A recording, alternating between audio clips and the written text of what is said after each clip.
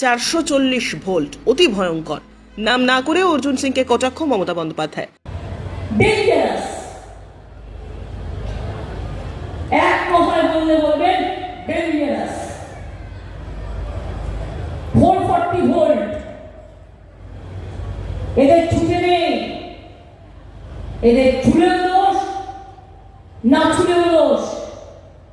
আমাদের সাথে ছিল এক সময়, ভাবতাম হয়তো মাঝে এসেছিল, বদলেছে, কিন্তু কয়লা বলি না আমরা, কয়লা যায় না ধুলে,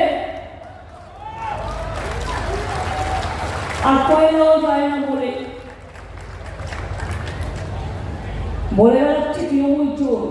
আমি বলি ওরে হরিদাসরা, কোটি কোটি টাকা অ্যাডভার্টাইজমেন্ট করছিস, টাকাগুলো আসছে থেকে 100 দিনের কাজে টাকা নেই, আর ঘুম থেকে উঠেই নদীর মুখ, কাগজে মুখ, টিভিতে মুখ, রেডিওতে মুখ, নাটকে মুখ, ইউটিভিতে মুখ, সারাক্ষণ নিজের মুখ দেখিয়ে বেড়াচ্ছে আর প্রচার করে বেড়াচ্ছে, আর 100 দিনের কাজে লোকের টাকা।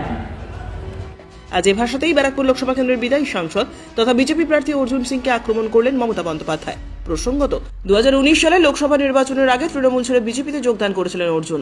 22-এ তিনি বিজেপি ছেড়ে তৃণমূলে ফিরে আসেন। তবে লোকসভা নির্বাচনে তৃণমূলের তরফ থেকে টিকিট পাননি তিনি, তাই যোগ দেন বিজেপিতে।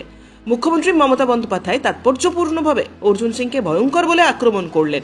তিনি বললেন 440 ভোল্ট এদের ছুতে নেই। এছাড়াও তিনি অর্জুন সিংকে কয়লার সাথে তুলনা করেন এবং বলেন, আমাদেরও দলে কিছুদিন এসেছিল ও পেছিলাম শুধরে গেছে। যদিও গোটা বিষয় নিয়ে বিজেপি প্রার্থী অর্জুন সিং বলেন, আমি 440 ভোট হলে উনি আমাকে নবান্নে ডেকে ফিশ ফ্রাই কেন খাইয়েছিলেন? আমার সৌভাগ্য যে উনি আমার কথা বলছেন। তাহলে নবান্নতে ডেকে ফিশ ফ্রাই কেন খাওয়াবার জন্য ডেকেছিলেন?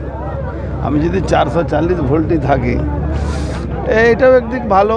ওনার কর্মীদেরকে উনি বলে দিয়েছেন কি ভাই বদমাশি করিস না, কারেন্ট লাগতে পারে, এটাও ভালো। আজকে বিকাশ বসুর প্রসঙ্গ তুলে আনো 2000 সালে যে ঘটনা, ও তো অনেক দিন ধরে, যখন ওনার দলে থাকে তখন এই প্রসঙ্গ আসে না, আর যখন ওনার দলে থাকে না তখন এই প্রসঙ্গে আসে।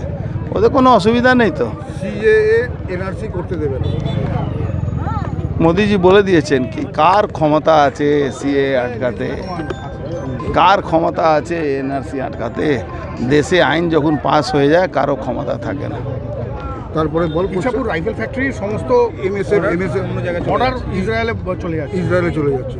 ওনার যে পার্টির আছে নেতা আছে বাবলা, এই তো ওখানে ইউনিয়ন করে পুরোপুরি দালালি করে যাচ্ছে ম্যানেজমেন্টে।